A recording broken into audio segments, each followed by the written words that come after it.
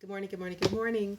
So today's morning motivation or morning inspiration or whatever we're calling it, I haven't figured out a name yet, was actually inspired, so I guess I'll call it morning inspiration, by a question that I saw on Facebook about if you could give your younger self any advice, what would it be? And I know when we're going through the life transition or a life chapter turning to the next chapter, as in the case of a dissolution of a marriage or a long-term relationship, we can sometimes look back and go, I would have told my younger self to not get married so young, or not have a baby so young, or not, or travel more. There's so many things we would like to tell our younger selves, especially when we're thinking about parts of our life that we're maybe not so excited about, or when things are going particularly rough.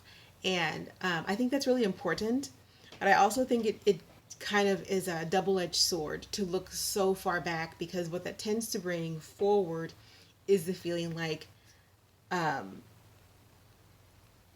if I could change this journey that I'm on before it starts, then I would have a different outcome.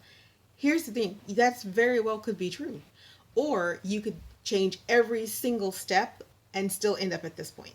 And so I have an issue with looking back too far and living too far in that nostalgia, because I think that's part of what keeps relationships stagnant and dying, or keeps them stagnant and precipitates their dying, is the looking back to when things were good or when things were different, and not recognizing that sometimes relationships are just changed by virtue of what has happened inside of them. And that's a hard reality that many people don't want to think about, is that by virtue of living, sometimes the relationship gets changed in a way that it is no longer recognizable, and it is no longer the thing that we really need to be whole, happy, and healthy with ourselves in that moment, or where we see ourselves going.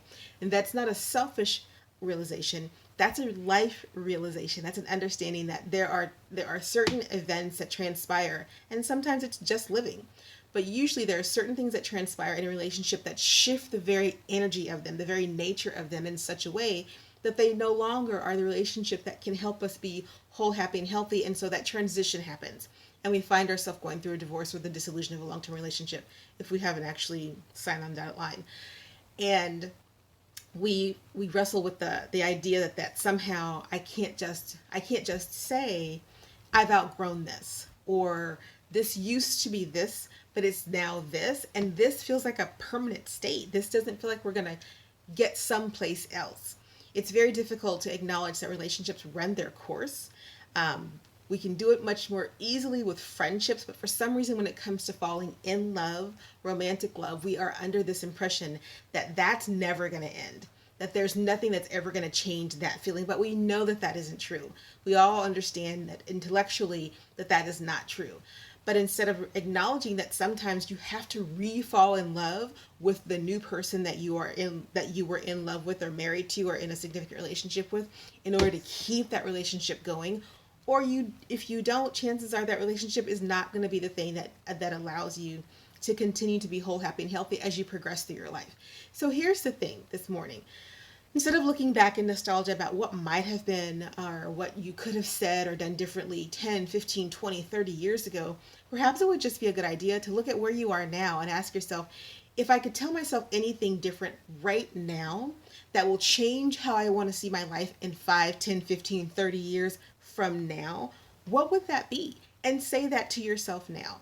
And then perhaps in saying that to yourself now, and then acting on that possibility, acting on that piece of advice that you can give yourself, because you've lived something, you've been through a few things, you've got some perspective, and you're still learning, then you can begin to turn that chapter, the next chapter, into the thing that you want it to look like 3, 5, 10, 15, 30 years from now.